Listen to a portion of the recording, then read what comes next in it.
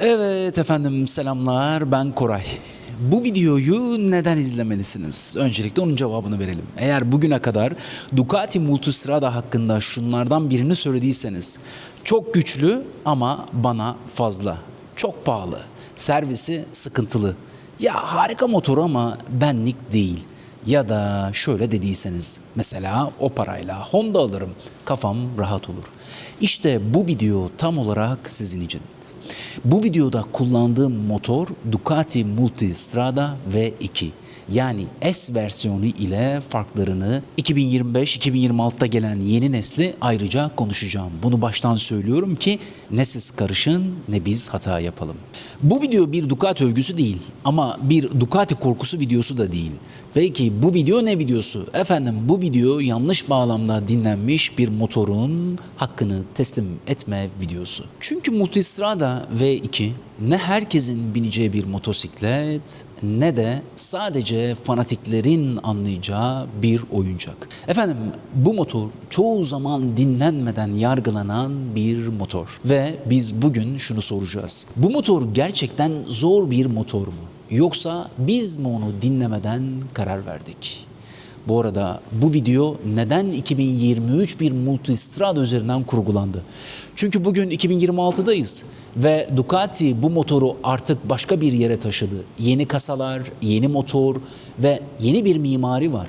Yeni bir bakım matematiği var. Ama tam da bu yüzden 2023 Multistrada V2 bir dönüm noktası. Bu video en iyisi, en yenisi hangisi değil. Bu video hangi Ducati'yi neden alıyorsun videosu. Ve bu sorunun cevabı en net şekilde 2023 üzerinden okunuyor.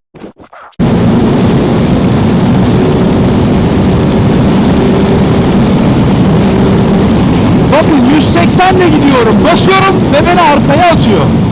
Desmo dediğimiz şey burada devreye giriyor. Bu arada biliyoruz ki artık yeni gelen modellerimizde Desmo yok. Desmosuz geldi. Anlatımımızda bunu karşılaştırmalı olarak anlatacağız. 187 ile gidiyorum ve hala beni arkaya atıyor.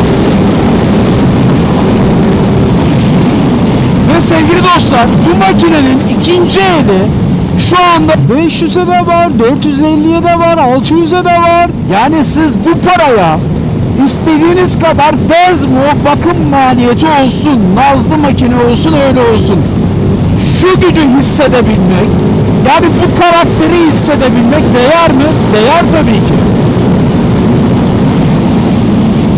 Sevgili dostlar, 350 cc'lik bir makinenin 500 liraya satıldığı ülkemizde 110 beygirlik bir Ducati'ye Multistrada V2'ye binmek mantıksız mıdır sizce? Ne dersiniz? Peki bu motosiklet hangi segmentle, bu soruyla devam edelim. Ducati Multistrada V2 Adventure Touring segmentinde giriş seviyesi premium bir yerde duruyor. Ama giriş deyince aklınıza vasat, kırpılmış, ruhsuz bir şey gelmesin. Bu motorun kalbinde 937 cc'lik Testastretta 11 derece L-Twin motor var. 113 beygir, 96 Nm tork. Ama rakamlar burada sadece başlangıç. Asıl mesele şu: bu motor Ducati'nin herkesi korkutan ama kimseyi yormayan denge noktası. Ne V4S gibi 170 beygirle sürekli tetikte tutuyor, ne de hiç zorlamam diyerek karakterinden vazgeçiyor.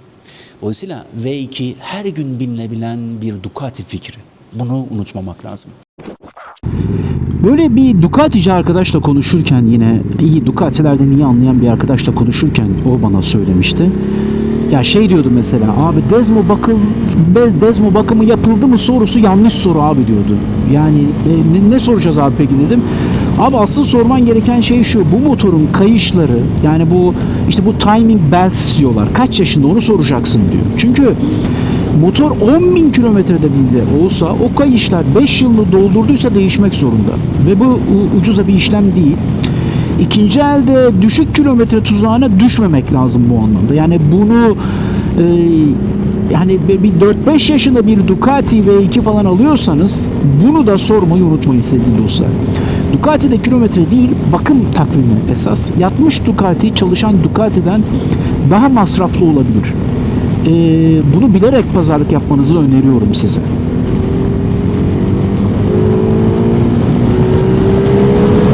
Yalnız şunu çok net söyleyebilirim. İlk bindiğim anda bir titreşim hissediyor muyum?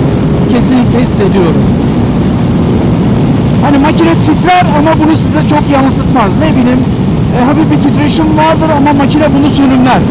Burada sönümleyemediğini çok rahatlıkla söyleyebilirim. Şu anda bacaklarımda, vücudumun her yerinde aslında bu titreşimi çok rahatlıkla görebiliyorum.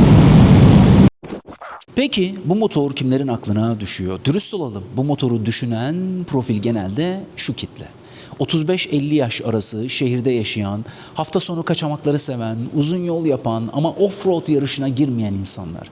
Bir dönem GS bakmış, işte Africa Twin düşünmüş, Tracer 9 GT'yi incelemiş, belki de NC 750X kullanmış. Ama içinden bir ses şunu demiş. Ya ben sadece sorunsuzluk istemiyorum, biraz da karakter istiyorum kardeşim. İşte Multistrada tam orada akla düşüyor ve tam orada aynı refleksle geri itiliyor. Ama Ducati bu, ya masraflıysa? Ya ben şimdi çok uzun yıllar Ducati kullanmadım. Böyle binlerce kilometre böyle Ducati kullanıcısı değilim. Ama bak binince ne hissettiğimi çok net bir şekilde söylüyorum. Hani böyle neden Japon değil de İtalyan diye böyle bir şey vardır ya, soru vardır ya. Yani dostlar cevabı tam şu an böyle sağ el bileğimde. Ya Ducati mühendisi böyle sanki gaz koluna böyle bir abi potansiyometre değil de böyle sanki senin sinir uçlarını bağlamış gibi o kadar güzel çalışıyor ki. Ya gazı minim açtığında arka lastiğin böyle asfalta tutuşunu o böyle omuriliğinde hissediyorsun. Arada hiçbir gecikme yok, hiçbir filtre yok. Motor sizinle konuşuyor. Yani motor dinamiklerini böyle hani asfalta yansıtmak isteyen sürücüler için bence bu çok değerli. Daha yatırabilirsin. Bak tutuyorum seni diyor. Bu hissi böyle ne diyeyim hani elektronikle değil de o LTV motorun karakteriyle veriyor. Yani bu makineyi sürerken nasıl diyeyim abi yani böyle kendinizi böyle bir abartı mı olur? Operatör gibi değil de bir pilot gibi hissediyorsun. Ya sana gerçekten çok iyi hissettiriyor Ducati. O yüzden diyorum ya şimdi Ducaticileri çok daha iyi anlıyorum. Bu refleksler nereden geliyor? Makineden mi? Hayır. Bu motor İtalya'da, Almanya'da, İngiltere'de binlerce kilometre tur yapan insanların motoru. Dünyanın her yerinde satılıyor. Aynı makine, aynı bant, aynı mühendislik. Ama orada korku yok. Olsa bile Türkiye'deki kadar yok. Burada var. Demek ki mesele motor değil.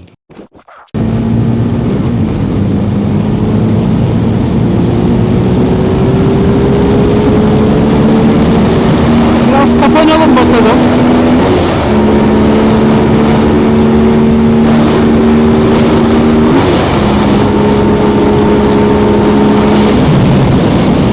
Hafif bir yokuştayız.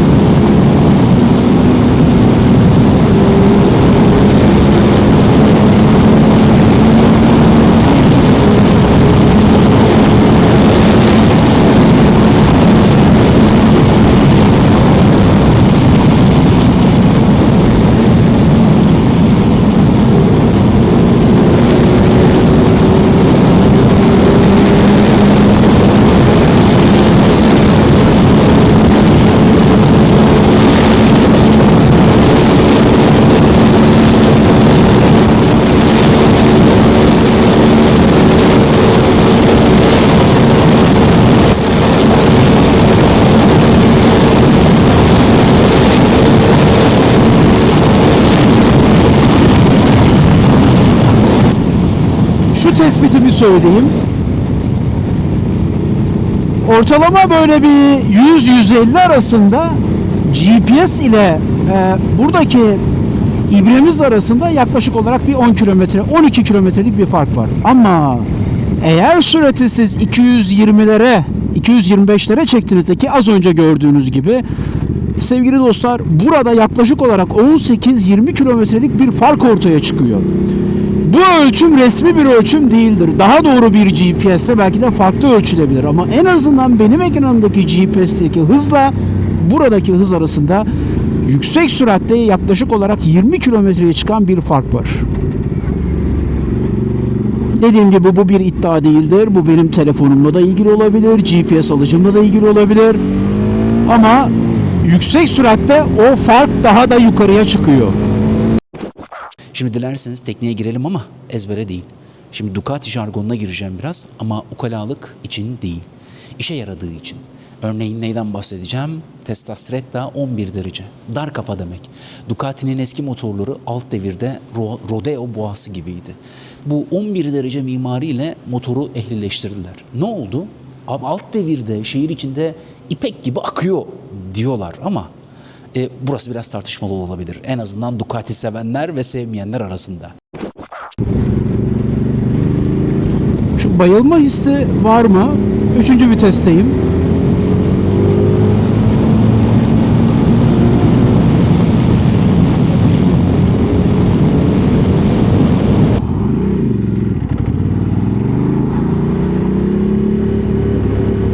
Bir başka mesele bu Tesla Stretta bloğu işte 2023 şu anda kullandığımız modelde bu blok var.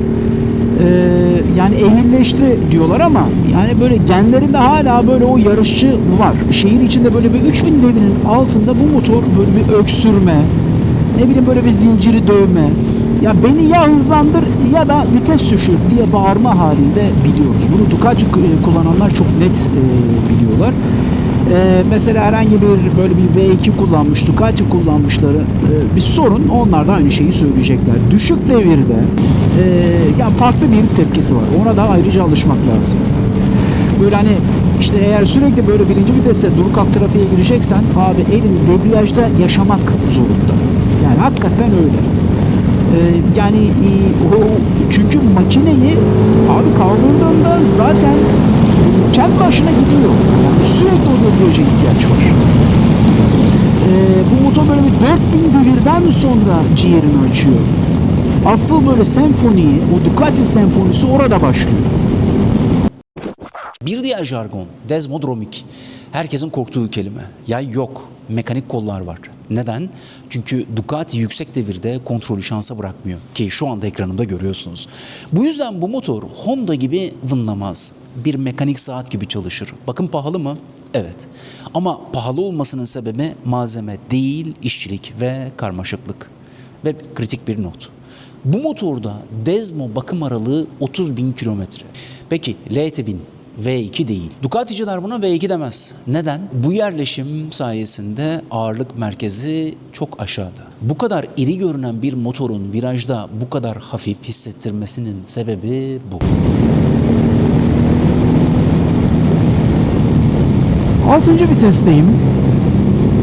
Mesela Yamaha'yı kullandığımızda ne hissediyoruz? MT-09 Tracer serisine.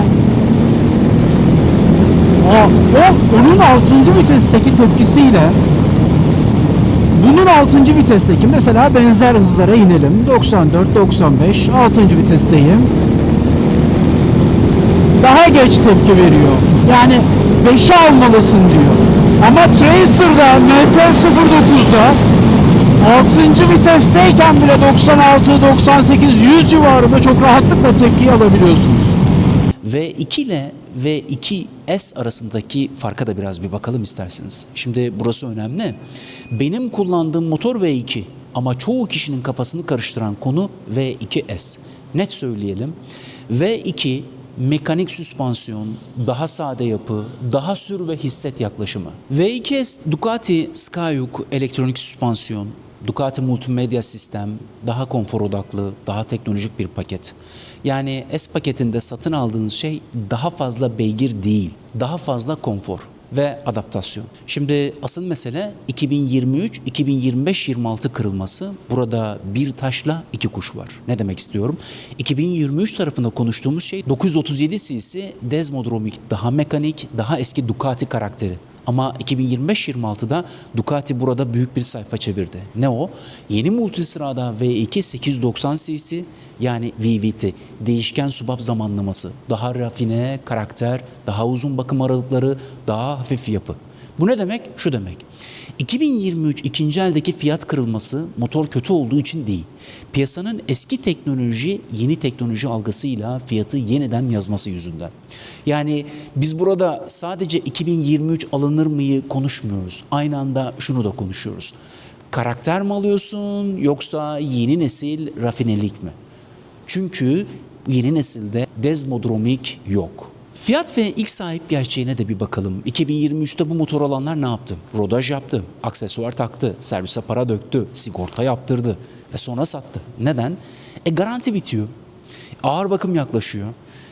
Ben riske girmeyeyim. İşte burada bu refleks şunu getiriyor. İkinci el alıcısı için bir fırsat. Debriyaj tepkilerini beğendim. Hemen önünü kaldırıyor. Hemen tek tekere geçiyor. O kadar yüksek bir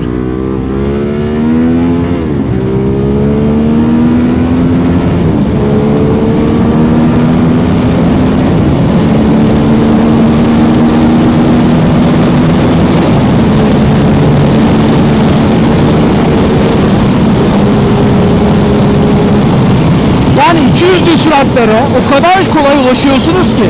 Yani motosiklet için şu 110 beygirlik Ducati mühendisliğinde hiç sorun değil. Bir de bu kadar güçlü frenler buna eşlik edince yemede yanında yat oluyor. Tabii ki motosiklet meselesi bir his meselesi. Kötü makine yok abi. Her makine iyidir. Her makine güzeldir. Her makinenin sürücüsüne yaşattığı ayrı bir zevk vardır. 50 cc'lik moped de olsa, böyle bir makine de olsa. Ama güçlü makine insana güçlü hissettiriyor. Ama frenin yok ise, istediğin kadar git.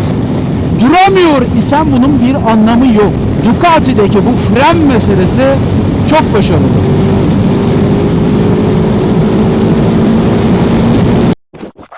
Ducati nazik makine. Yani ben bunu şöyle çeviriyorum. Bu motor sahibinden ilgi istiyor. Ama bu her gün servise gider demek değildir. Bu motor ne bileyim 1000 unut da değil, 1000 anla motoru.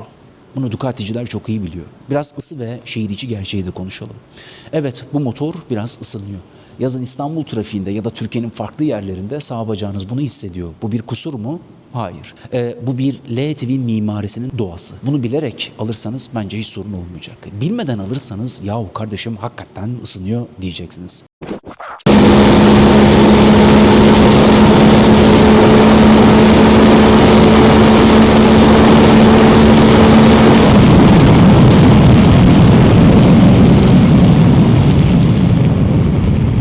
Ya frenler o kadar iyi ki arkadaşlar. Yani inanılmaz gerçekten. Hakkını tam anlamıyla veriyor. Az önce 214 kilometreden düştüğüm hızı gördünüz. Üzerimde durmakta zorlanıyorum, öyle söyleyeyim size. Bu anlamda görevini kesinlikle iyi yapıyor. Küçücük bir gözlemimi de paylaşayım. Frenler çok iyi dedim değil mi? İnanılmaz frenler. Yani beni yapıştırıyor adeta. O kadar iyi duruyor ki ön fren muazzam mesela. Ama arka frenler için aynı şeyi söylüyorum. Yani arka fren de bunu şey yapmak öyle pek de kolay değil. Bunun yerine motor freni Ducati'de çok daha doğru bir seçenek bence. Yani motor frenini kullanarak yavaşlamak daha doğru bir karakteri yansıtıyor bize. Bir soru daha soralım. İzleyip de alınır ya da alınmaz demeni istemiyorum. Şunu sormanı istiyorum. Bu motor benim hayatıma oturuyor mu? Bu motor kusursuz değil ama karakterli. Ve bazı insanlar için asıl lüks tam da bu.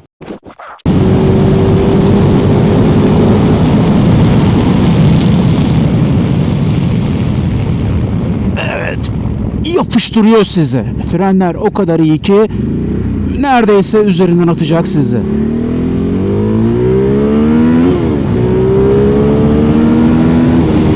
Evet. Yani bir boğanın üzerindeymişsiniz gibi hissettiriyor mu Ducati? kesinlikle hissettiriyor.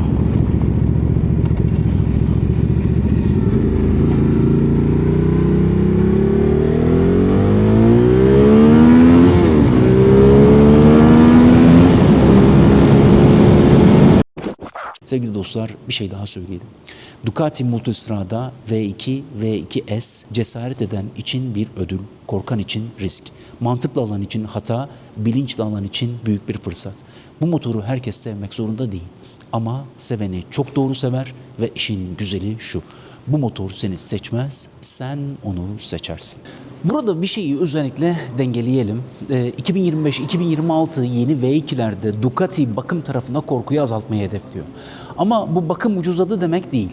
Değişen şey şu: daha rafine motor karakteri, daha global kullanıcıya uygun servis matematiği. Yani yeni kasa bakımı ortadan kaldırmıyor. Evet abi, hala bakım var ama bakım algısını yumuşatıyor. Bu ikinci ele mutlaka yansıyacak. Bunu çok net bir şekilde göreceğiz.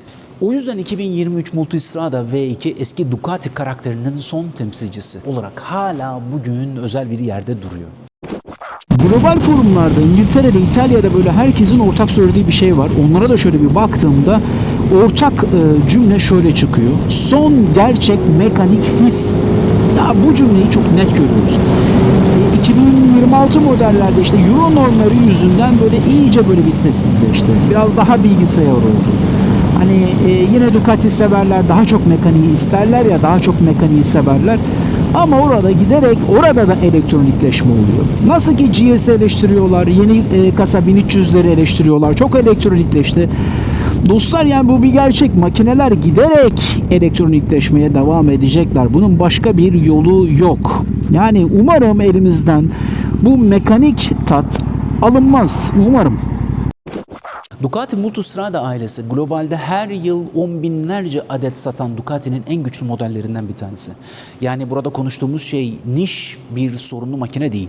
Türkiye'de algısı farklı okunan global bir başarı hikayesi aslına bakarsanız. Şimdi çok net bir soru soralım. Yıl 2026 iken neden 01 Multistrada yerine 650-750 bin bandında bir 2023 Multistrada V2 alınır sorusunu soruyorum.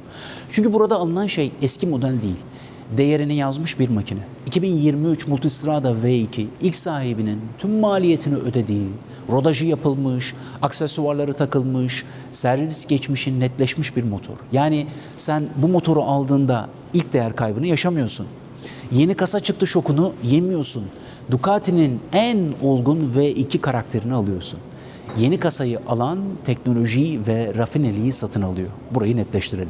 2023 alan ise karakteri ve fiyat denge noktasını satın alıyor. Bu yüzden 2023 Multistrada V2 ucuzladığı için alınan bir motor değil. Yerine daha iyisi gelince anlamı netleşen bir motor. Yani soru şu değil: neden yeni değil? Asıl soru şu: ben bu fark için gerçekten o parayı vermek istiyor muyum? V2 mi, V2S mi? Gerçek kullanıcıdan net farkları anlatalım. Bu aradaki farkı broşürden anlatmak istemedim. Çünkü broşür her zaman her şeyi söylemez. Peki ne yaptık? O yüzden biz bu farkı Triumph Tiger 1200 GT videosunu beraber yaptığımız Ducati'ye gerçekten kullanan birine sordum. Kim o? Remzi kardeşime. Remzi'ye dedim ki, yahu kardeşim, sen bu makineyle 14.000 kilometre yol yaptın. V2 ile V2S arasındaki farkı bana sen anlat. Ama kullanıcı olarak anlat. O da anlattı. Şimdi onun ağzından dinler misiniz gibi aktarmaya çalışacağım. Şimdi hemen öncelikle bir motora bir bakalım. Motor aynı. His çok benzer. Yani V2 ile V2S arasında güç farkı yok. Tork farkı yok. Karakter farkı yok. İkisi de aynı. Tesla Stretta 11 derece motoru kullanıyor. Buralarda bir değişikliğimiz yok. Yani S daha güçlü gibi bir durum yok. Fark motorun çevresinde başlıyor. Peki neler bunlar? İlkini söyleyelim. Quick Shifter, küçük gibi duran ama fark yaratan detay. Düz V2'de Quick Shifter yok sevgili dostlar. V2S'te ise Up Down Quick Shifter standart geliyor. Bu ne demek? Hemen bunu da söyleyelim. Şehir içinde şart mı? Hayır. Uzun yolda ve tempolu sürüşte Evet abi, büyük konfor. Gazı kesmeden vites değiştiriyorsun. Yani bunu rahatlığını anlatmaya ekstra gerek yok. Bir kere alışan sonra olmasa da olur demiyor. Quick Shifter'ın büyük bir kolaylık olduğunu biliyoruz. Başka? Anahtarsız çalıştırma, şifreli sistem. Düz V2'de anahtarsız çalıştırma yok. Ama V2S'te var. Ama iş bununla bitmiyor. Peki S pakette bir de şifreli çalıştırma var. Gidonun hemen altında bir kapak. Kapak açıyorsun, tuşa basıyorsun, motor uyanıyor. Peki anahtar yoksa ne yapacağız? Burada şöyle bir çözüm buluyor. Şifreni giriyorsun, motor çalışıyor, yoluna devam ediyorsun. Harikulade bir özellik. Bu sadece anahtarı kaybettim meselesi değil. Remzi'nin çok net söylediği şey şu. Jammer olan, sinyal bozulan bölgelerde anahtarsız sistem bazen çalışmayabiliyor. Ama bu ona özel değildi. Biz bunu birçok motorda da yaşıyoruz. İşte burada şifre hayat kurtarıyor. Bu detayı özellikle ekleyelim. Bu detay katalogda küçük yazar ama yolda farkı çok büyüktür. Gelelim bir başka farka. Ekran ve kumanda farkı. Günlük temas noktası. Düz V2 siyah beyaz ekran, daha sade kumanda bloğu, Monster'dan gelen daha basit bir kütük var. V2S'te ise farkı şöyle anlatabiliriz. Renkli TFT ekran, anahtarsız sistem, hız sabitleyici, elektronikler için tamamen farklı bir kumanda bloğu. Yani S pakette sadece ekran değişmiyor. Motorla kurduğun ilişki değişiyor. Bir de gelelim farlarımıza. Farlardaki fark görünenden fazlası. Düz V2'de halojen ön farlar, V2S'te ise sevgili dostlar LED farlar, viraj içi aydınlatma. Bu ne demek? Gece virajda motor yattığında baktığın her yer aydınlanıyor. Önemli mi? Kullananlar bunun çok önemli bir fark olduğunu söylüyor. Bu estetik değil, bu aktif bir güvenlik. Peki gelelim hız sabitleyiciye. Uzun yolun sessiz kahramanı. Yani ben çok kullandığımı söyleyemem ama kullandığınızda iyi ki var diyebiliyorsunuz. Düz V2'de hız sabitleyici yok ama V2S'te var. Kullanmayan lüzumsuz diyebilir. Ama kullanan mutlaka talep edecektir. Ve en büyük fark, sevgili dostlar, Skyhook süspansiyon. Bunu söyledik ama yine altını çizelim. V2S'te Skyhook elektronik süspansiyon var. Ne yapabiliyorsun? Bu süspansiyon çok ciddi fark ediyor. Yükseklik ayarı, sertlik ayarı, yüke göre ayar. Ve 5 kademeli sertlik, 20'nin üzerinde yük kombinasyonu. 2 kişi, tek kişi, çantalı, çantasız gibi farkları ortaya koyabiliyorsun. Motor kendini duruma göre ayarlıyor. Düz V2'de ise mekanik süspansiyon var. Elle ayarla, öyle bin. Yani farkı şöyle özetleyelim. Fark şu. V2 sürüş odaklı sadelik, V2S konfor ve adaptasyon. Son cümleyi de şöyle söyleyelim mi bununla ilgili? S paketi ne satın aldırıyor? V2S sana daha güçlü motor satmıyor. Daha hızlı makine satmıyor. Peki ne satıyor abi? Daha az uğraş, daha çok konfor, daha fazla adaptasyon. Düz V2 ise sana şunu söylüyor. Ben saf sürüş istiyorum, ayarı ben yaparım. Hangisi doğru? Bu tamamen senin motorla nasıl bir ilişki kurmak istediğinle ilgili. Bir diğer konu, benim şu anda kullandığım bu makinede Quick Shifter var. Normal V2'de ne yok abi? Quick Shifter yok. Opsiyonel olarak alıyorsun ama bunda Quick Shifter var. Yani Japon böyle motorundan hani buna binenler şanzıman bozuk mu diyor gibi bazen espriler yapılır ya. Yok abicim, bozuk falan değil. Ducati bunun böyle Quick Shifter'ını böyle nazik davranmayı sevmiyor işin açıkçası. Vites böyle bir tık diye, çat diye atman gerekiyor. Böyle kararlı olman gerekiyor. Özellikle böyle birden ikiye atarken o kararlılığı göstermezsen boş vitese düşürme ihtimali var. O yüzden hakikaten yani Ducati'nin şanzımanı böyle kararlı davranman, devri bilmen, devri bilerek hareket etmen gerekiyor. Ya bu motosikleti böyle vites atarken böyle bir karakter istiyor. Kibarlık yapma, sür beni kardeşim diyor. Ducati ya yanlış anlaşılmasın ama hakikaten böyle sağlam erkek makinesi diyebilirim Ducati için. Quick Shifter'da doğru devir meselesi yine her zamanki gibi oldukça önemli. Doğru devri yakalayamadığınızda Quick Shifter hayır bekle doğru devri yakala öyle geç diyor. Ama makineyi şöyle biraz kaptırdığınızda, bir de ben genelde Quick Shifter'ı, tabii ki bu bir alışkanlık meselesi. Genelde bakın şu buradan göstereceğim. Şöyle yapıp atıyorum genelde. Gördüğünüz gibi oldukça başarılı quick shifter. İnerken de benzer şekilde başarılı. Yine burada ne giriyor devreye? Devir meselesi. Yani şunu sorayım özetle ya. Ne dersiniz? Bakabileceğiniz, sarı sitede bakabileceğiniz çok sayıda seçenek var. Saf sürüş, 650-750 bin arasında, belki de 800. Bu bantta bu makineye ne dersiniz? Oldukça mantıklı durmuyor mu? Evet, istiyorsanız V2S'e de bakabilirsiniz. Orada da fiyatlar biraz daha farklı. Netice itibariyle bizim kullandığımız şu V2'de motor performansını biz fazlasıyla beğendik. Sizler de bir bakın.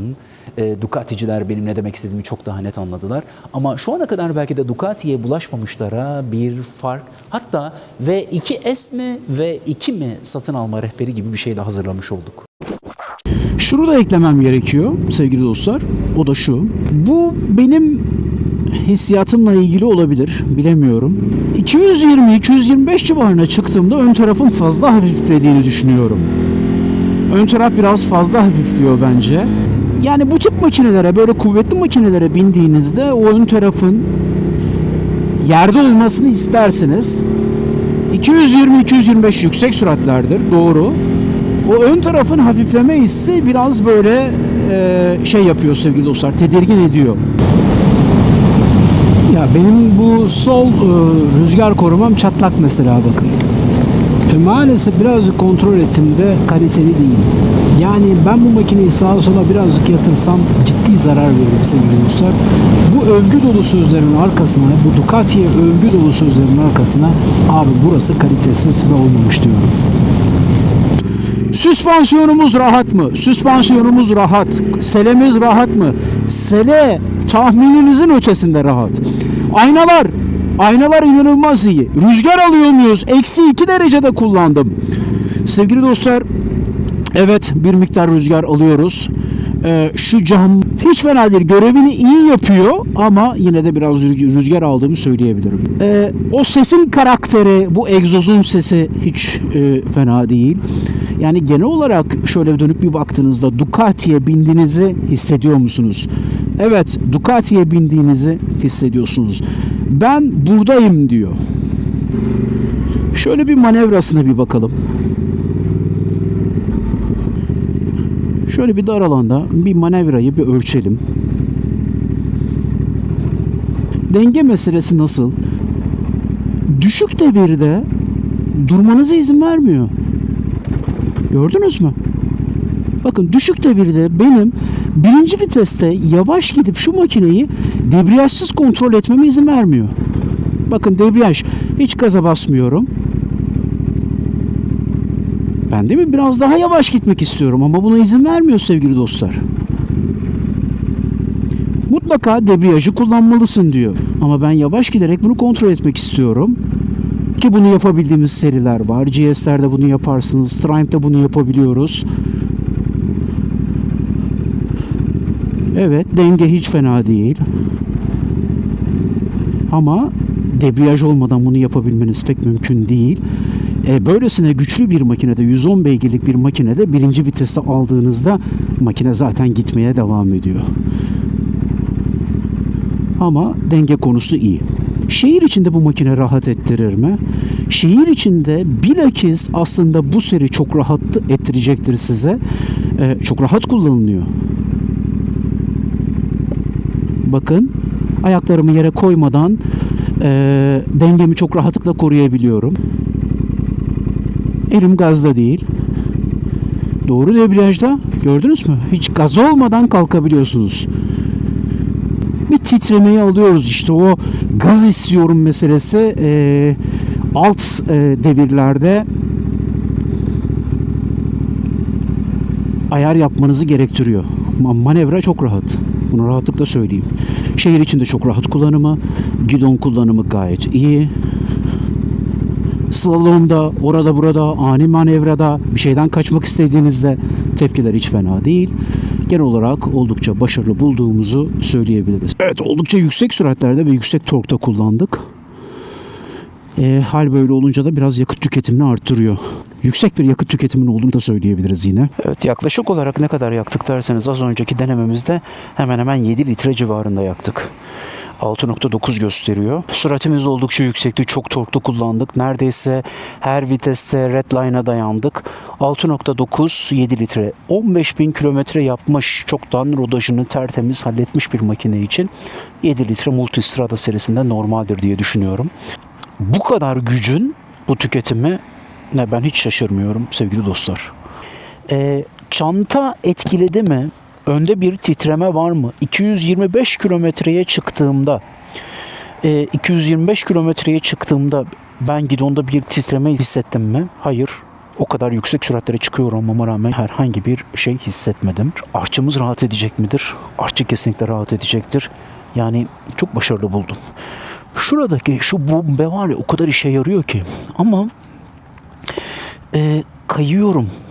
Yani şurada nasıl diyeyim size, biraz üzerinde o sert frenlerde sürekli şöyle gittim geldim.